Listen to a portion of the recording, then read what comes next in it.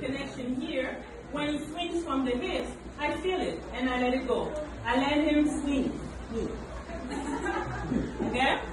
So I don't exaggerate. Follow the energy of your partner. Yes, you'll have follows, you'll have leaders. They're gonna be really, so you go with it. But if he's nah, you go nice, it's fine. Just follow his energy. Yes, let's try it. Question. Okay, partner. Question. Yes. You keep the connection on one leg only, or do you use both legs, or do you change it?